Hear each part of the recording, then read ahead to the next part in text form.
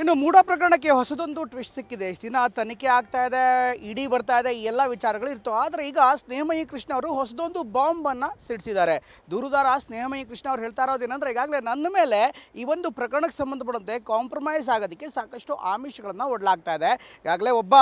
ಈಗಾಗಲೇ ಗಂಗರಾಜು ಅನ್ನೋರು ಅವರು ಕೂಡ ಹಣ ಇಸ್ಕೊಂಡು ಇದಕ್ಕೆ ಸೆಟ್ಲ್ ಆಗ್ತೀನಿ ಅಂತ ಹೇಳ್ತಿದ್ದಾರೆ. ನನಗೂ ಕೂಡ ಇದೇ ರೀತಿಯಾದಂಥ ಆರೋಪಗಳನ್ನು, ಒತ್ತಡಗಳನ್ನು ನನ್ನ ಮೇಲೆ ಹೊರಿಸಲಾಗಿತ್ತು. ನಾನು ಇದ್ಯಾವುದಕ್ಕೂ ಕೂಡ ಈಲ್ಡ್ ಆಗ್ತಾ ಇಲ್ಲ. ಜೊತೆಗೆ ನನ್ನ ವಿರುದ್ಧ ಏನು ಪ್ಲ್ಯಾನ್ ಮಾಡ್ತಾ ಇದ್ದಾರೆ ಅದಕ್ಕೆ ಸಂಬಂಧಪಟ್ಟಂತೆ ನಾನು ಕೂಡ ಎಲ್ಲ ಜಾಗೃತವಾಗಿದ್ದೀನಿ. ಈಗಾಗಲೇ ನನಗೆ ಆಮಿಷ ಒಡ್ಡೋಕ್ಕೆ ಕೆಲವೊಂದಿಷ್ಟು ವ್ಯಕ್ತಿಗಳು ಬಂದಿದ್ದರು. ಅವರು ಬಂದಂಥ ವಿಡಿಯೋವನ್ನು ಕೂಡ ಮುಂದಿಟ್ಟು ಈಗ ನನ್ನ ವಿರುದ್ಧವೇ ಸಾಕಷ್ಟು ತಂತ್ರ ನಡೀತಾ ಇದೆ. ಹಾಗೆಯೇ ನನ್ನ ಮೇಲೆ ಒತ್ತಡವನ್ನು, ಕೇಸ್ ಮುಚ್ಚಾಕೋದಕ್ಕೆ ಸಾಕಷ್ಟು ದೊಡ್ಡ ಪ್ರಮಾಣದಲ್ಲಿ ಮಾಡಲಾಗ್ತಾ ಇದೆ ಅನ್ನುವಂಥ ಆರೋಪವನ್ನು ಮಾಡಿದ್ದಾರೆ. ನಾನು ಪಾರ್ವತಿಯವರ ಆಪ್ತ ಸಹಾಯಕ. ಅವರು ತುಂಬಾ ಮಾನಸಿಕ ಖಿನ್ನತೆ ಒಳಗಾಗಿದ್ದಾರೆ. ಅವ್ರ ಪರಿಸ್ಥಿತಿ ನೋಡ್ಕೊಂಡು ಇರಕ್ಕೆ ನನ್ನ ಕಲ ಆಗ್ತಿಲ್ಲ. ಆದ್ರೆ ದಯವಿಟ್ಟು ನೀವೇನೋ ಸಹಾಯ ಮಾಡಿ. ನೀವು ಎಷ್ಟು ದುಡ್ಡು ಕೇಳಿದ್ರೆ ಅಷ್ಟು ದುಡ್ಡು ಕೊಡ್ತೀನಿ.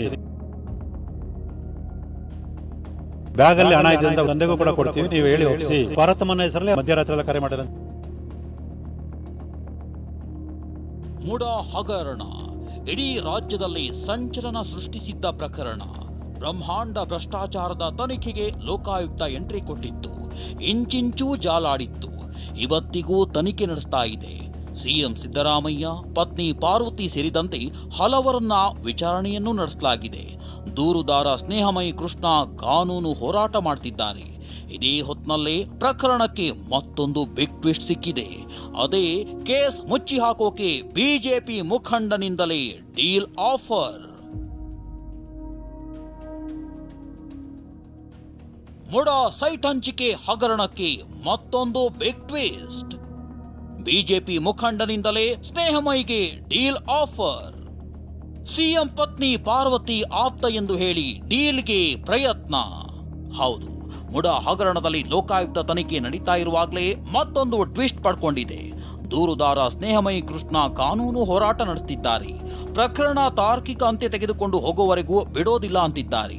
ಇದೇ ಹೊತ್ತಿನಲ್ಲೇ ಪ್ರಕರಣವನ್ನ ಮುಚ್ಚಿ ಹಾಕೋಕೆ ಸ್ನೇಹಮಯಿ ಕೃಷ್ಣಗೆ ಡೀಲ್ ಆಫರ್ ಕೊಟ್ಟಿರೋದು ಗೊತ್ತಾಗಿದೆ. ಸ್ನೇಹಮಯಿ ಕೃಷ್ಣನ ಪುತ್ರನ ಜೊತೆಗೆ ಮಾತುಕತೆಗೆ ಬಂದ ಇಬ್ಬರು ಸಿಎಂ ಪತ್ನಿ ಪಾರ್ವತಿಯವರ ಆಪ್ತ ಅಂತನೂ ಹೇಳಿಕೊಂಡಿದ್ದಾರಂತೆ. ಈ ಬಗ್ಗೆ ಸ್ವತಃ ಸ್ನೇಹಮಯಿ ಕೃಷ್ಣರೇ ಗಂಭೀರ ಆರೋಪ ಮಾಡಿದ್ದಾರೆ. ಸರ್, ನನಗೆ ಅವ್ರು ಬಂದು ಮಾತಾಡ್ಸಿದಂತಂದ್ರೆ, ನಾನು ಪಾರ್ವತಿಯವರ ಆಪ್ತ ಸಹಾಯಕ. ಅವರು ತುಂಬ ಮಾನಸಿಕ ಖಿನ್ನತೆ ಒಳಗಾಗಿದ್ದಾರೆ. ಅವ್ರ ಪರಿಸ್ಥಿತಿ ನೋಡ್ಕೊಂಡು ಇರೋಕ್ಕೆ ನನ್ನ ಕಲ ಆಗ್ತಿಲ್ಲ. ಅದನ್ನು ದಯವಿಟ್ಟು ನೀವೇನೋ ಸಹಾಯ ಮಾಡಿ. ಈ ಪ್ರಕರಣನ CBI ಕೊಡಿಸೋದು ಬೇಡ, ಲೋಕಾಯುಕ್ತ ತನಿಖೆ ನಡೀಲಿ. ನೀವು ಎಷ್ಟು ದುಡ್ಡು ಕೇಳಿದ್ರೆ ಅಷ್ಟು ದುಡ್ಡು ಕೊಡ್ತೀನಿ ಹಾಗೆ ಅಂತೇಳಿ ಆಮಿಷನ ಒಡ್ಡಿದ್ರು. ಒಪ್ತಾದ ಸಂದರ್ಭದಲ್ಲಿ ಮಾರನೇ ದಿವಸಕ್ಕೆ ನನ್ನ ಮೇಲೆ KR ಪೊಲೀಸ್ ಸುಳ್ಳು ದೂರು ದಾಖಲಾಗುತ್ತೆ. ಆ ದೂರಿನ ಹಿನ್ನೆಲೆಯಲ್ಲಿ ನಾನು ವಕೀಲರನ್ನ ಭೇಟಿ ಮಾಡೋಕ್ಕೋಸ್ಕರ ನನ್ನ ಫೋನ್ ಸ್ವಿಚ್ ಆಫ್ ಬೆಂಗಳೂರಿಗೆ ಹೋಗಿದ್ದರಿಂದ ನಮ್ಮ ಮನೆ ಹತ್ರ ಬಂದು 15 ತಾರೀಕು ಭಾನುವಾರ ಬೆಳಗ್ಗೆ ನಮ್ಮ ಮನೆ ಹತ್ರ ಬಂದು ನಮ್ಮ ಮನೇಲಿ ಇದ್ದಂಥ ನಮ್ಮ ಮಗನ್ನ ಮಾತಾಡಿಸಿ ನನ್ನ ಮಗನಿಗೂ ಕೂಡ ಅದೇ ರೀತಿ ಮಾತಾಡಿದ್ರೆ. ಲೋಕಾಯುಕ್ತ ತನಿಖೆ ಆಗಲಿ, CBI ತನಿಖೆಗೆ ಮನವಿ ಬೇಡ. ಸ್ನೇಹಮಯಿ ಪುತ್ರನ ಬಳಿ ಬಿಜೆಪಿಯ ಮುಖಂಡನಿಂದ ಆಫರ್. ಇಲ್ಲಿ ಇಂಟ್ರೆಸ್ಟಿಂಗ್ ಅಂದ್ರೆ, ಸಿಎಂ ಪತ್ನಿಯವರ ಆಪ್ತ ಎಂದು ಹೇಳಿ ಬಿಜೆಪಿ ಮುಖಂಡ ಹರ್ಷ ಡೀಲ್ ಆಫರ್ ಮಾಡಿರೋ ಆರೋಪ ಕೇಳಿ ಬಂದಿದೆ. ಮೈಸೂರಿನ ಚಾಮರಾಜ ಕ್ಷೇತ್ರದಲ್ಲಿ ಬಿಜೆಪಿ ಮುಖಂಡ ಎನ್ನಲಾಗ್ತಿದೆ. ಹರ್ಷ ಜೊತೆ ಬಂದ ಶ್ರೀನಿಧಿ ಎಂಬಾತನು ಡೀಲ್ಗೆ ಆಮಿಷ ಒಡ್ಡಿದ್ದಾನಂತೆ. ಸ್ನೇಹಮಯಿ ಕೃಷ್ಣನ ಮನೆ ಬಳಿ ಬಂದ ಇಬ್ಬರು ಲೋಕಾಯುಕ್ತ ತನಿಖೆ ಆಗಲಿ, CBI ತನಿಖೆ ಬೇಡ, CBI ತನಿಖೆಗೆ ಮನವಿಯೂ ಮಾಡದಂತೆ ಬಿಜೆಪಿ ಮುಖಂಡ ಹರ್ಷ ಆಮಿಷ ಒಡ್ಡಿರೋ ಆರೋಪ ಕೇಳಿ ಬಂದಿದೆ. ಶ್ರೀನಿಧಿ ನನಗೆ ಹಲವಾರು ವರ್ಷದ ಪರಿಚಯ. ಅವರು ನನ್ನನ್ನು ಭೇಟಿ ಮಾಡಬೇಕು ಅಂತ ಬಂದ ಸಂದರ್ಭದಲ್ಲಿ ಅವ್ರ ಜೊತೆ ಬಂದಂಥ ವ್ಯಕ್ತಿ ಹರ್ಷ ಅಂತೇಳಿ ಅವ್ರು ಪರಿಚಯ ಮಾಡಿಕೊಟ್ಟಂಥದ್ದು. ಮತ್ತು ಅವ್ರ ಪಾರ್ವತಿಯವರ ಆಪ್ತ ಸಹಾಯಕ, ಅವರ ಯೋಗಕ್ಷೇಮನೆಲ್ಲ ನೋಡ್ಕೊಳ್ತಾ ಇರೋದು ಅವರನ್ನೇ ಅಂತೇಳಿ ನಂಗೆ ಪರಿಚಯ ಮಾಡ್ಕೊಂಡು ಗೊತ್ತಾಗಿದೆ ಅಷ್ಟೇ ಹೊರತು ಅದಕ್ಕಿಂತ ಮುಂಚೆ ನನ್ನ ಹರ್ಷನ ನೋಡಿದ್ದು ಇಲ್ಲ. ನಾನು ದೂರ ಅರ್ಜಿ ಕೊಟ್ಟಿದ್ದೀನಿ. ಹರ್ಷ ಯಾರು, ಅವ್ರು ನಿಜವಾಗ್ಲೂ ಪಾರ್ವತಿಯವರ ಆಪ್ತ ಸಹಾಯಕರ, ಅವ್ರು ಯೋಗಕ್ಷೇಮ ನೋಡ್ಕೊಳ್ತಾ ಇದ್ದಾರೆ. ಮತ್ತು ನಮಗೆ ಫೋಟೋನ ಕಾಲ್ ಡೀಟೇಲ್ಸ್ ಕೂಡ ತೋರಿಸಿದ್ರು. ಈ ಪಾರ್ವತಮ್ಮನ ಹೆಸರಲ್ಲಿ ಅವರು ಕರೆ ಮಾಡಿದ್ದಾರೆ, ನನಗೆ ನೋಡಿ ಮಧ್ಯರಾತ್ರಿ ಎಲ್ಲ ಕರೆ ಮಾಡಿದ್ದಾರೆ ಅಂತೇಳಿ ಅದನ್ನು ಕೂಡ ತೋರಿಸಿದ್ರು. ಹಾಗಾಗಿ ಅದನ್ನೆಲ್ಲ ಒಂದು ತನಿಖೆ ಮಾಡಿ ಕಾಲ್ ಡೀಟೇಲ್ಸ್ ಅವರಷ್ಟು ತೊಗೊಂಡು ಅದರ ಬಗ್ಗೆ ಎಲ್ಲ ತನಿಖೆ ಮಾಡಿ ಕಾನೂನು ಕ್ರಮ ತಗೊಳ್ಳಿ ಅಂತ ನಾನು ದೂರನ ಕೊಟ್ಟಿದ್ದೆ. ಆಮಿಷ ಆರೋಪಕ್ಕೆ ಸ್ನೇಹಮಯಿ ಕೃಷ್ಣ ಸಾಕ್ಷಿ ಬಿಡುಗಡೆ. ಸಿಸಿ ಕ್ಯಾಮೆರಾ ದೃಶ್ಯ ಬಿಡುಗಡೆ ಮಾಡಿದ ದೂರುದಾರ.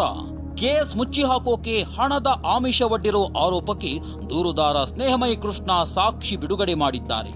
ಡಿಸೆಂಬರ್ 15ರಂದು ಸ್ನೇಹಮಯಿ ಪುತ್ರ ಬಳಿ ಹರ್ಷ, ಶ್ರೀನಿಧಿ ಮಾತನಾಡಿದ್ರ CCTV ವಿಡಿಯೋ ಬಿಡುಗಡೆ ಮಾಡಿದ್ದಾರೆ.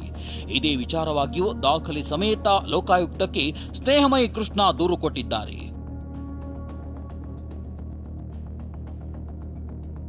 ಗಂಗರಾಜುಗೂ 1.5 ಕೋಟಿ ಹಣ ಕೊಟ್ಟಿದ್ದಾರಂತೆ. ನನ್ನ ಪುತ್ರನ ಬಳಿ ಹರ್ಷ ಹಣದ ವಿಡಿಯೋ ತೋರಿಸಿದ್ದಾನೆ. ಇದಿಷ್ಟೇ ಅಲ್ಲ, ಗಂಗರಾಜುಗೆ 1.5 ಕೋಟಿ ಹಣ ಕೊಟ್ಟಿದ್ದೀವಿ ಅಂತ ನನ್ನ ಪುತ್ರನಿಗೆ ಹರ್ಷ ಹಣದ ವಿಡಿಯೋ ತೋರಿಸಿದ್ದಾನೆ ಅಂತ ಸ್ನೇಹಮಯಿ ಕೃಷ್ಣ ಮತ್ತೊಂದು ಸ್ಫೋಟಕ ಹೇಳಿಕೆ ಕೊಟ್ಟರು.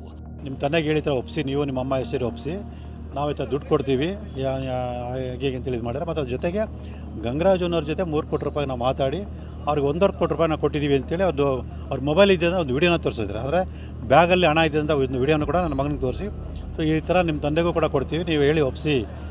ಅವರು ಮೇಡಮ್ ಅಮ್ಮ ಅವರು ತುಂಬ ನೊಂದ್ಕೊಂಡ್ಬಿಟ್ಟಿದ್ದಾರೆ. ನಾವು ಆಮಿಷ ಕೊಟ್ಟಿಲ್ಲ, ಬಿಜೆಪಿಯವರು ರಾಜಕೀಯವಾಗಿ ಬಳಸ್ತಿದ್ದಾರೆ ಅಂತ ಕಾಂಗ್ರೆಸ್ ನಾಯಕರು ಆಕ್ರೋಶ ಹೊರಹಾಕಿದ್ರು. ಯಾರು ಅವ್ರಿಗೆ ಹಣದ ಕೊಟ್ಟಿದ್ದಾರೋ ಗೊತ್ತಿಲ್ಲ, ಆದರೆ ನಮ್ಮ ಕಡೆಯಿಂದಂತೂ ಕೂಡ ಅಂಥ ಕೆಲಸ ಮಾಡೋದಿಲ್ಲ. ಅವ್ರು ಏನೇ ಆರೋಪ ಮಾಡಿದ್ರು ಕೂಡ ನಾವು ಧೈರ್ಯವಾಗಿ ಅದನ್ನು ಎದುರಿಸ್ತೀವಿ. ಯಾರು ಹಿಂದೆ ಹ್ಯಾಂಡಲ್ ಮಾಡ್ತಾ ಇದ್ದಾರೆ, ಯಾವ ಪಕ್ಷದವರು ಅಂತ ಪ್ರತಿಯೊಬ್ಬರಿಗೂ ಗೊತ್ತಿರೋಂಥ ವಿಚಾರ. ಅದನ್ನು ರಾಜಕೀಯವಾಗಿ ಅವ್ರನ್ನ ಬಳಸ್ಕೊತಾ ಇದ್ದಾರೆ. ಅವ್ರಿಗೆ ಏನೇನು ಬೇಕು ಬಿಜೆಪಿ ಪಕ್ಷದವರು ಹೇಳಿಕೆ ಕೊಡಿಸ್ಬೇಕು, ಅವ್ರ ಮೂಲಕ ಕೊಡಿಸೋಂಥ ಒಂದು ಪ್ರಯತ್ನ ನಡೀತಾ ಇದೆ. ಮುಡಾ ಹಗರಣದಲ್ಲಿ ಲೋಕಾಯುಕ್ತ ತನಿಖೆ ಹೊತ್ತಲ್ಲೇ ಪ್ರಕರಣ ಮುಚ್ಚಿ ಹಾಕೋಕೆ ಆಮಿಷ ಒಡ್ಡಿರೋದು ಸಾಕಷ್ಟು ಚರ್ಚೆಗೆ ಗ್ರಾಸವಾಗಿದೆ. ಬಿಜೆಪಿ ಮುಖಂಡನೇ ಆಮಿಷ ಒಡ್ಡಿರೋ ಆರೋಪ ಕೇಳಿ ಬಂದಿರೋದು ಬಿಗ್ ಟ್ವಿಸ್ಟ್ ಸಿಕ್ಕಿದೆ.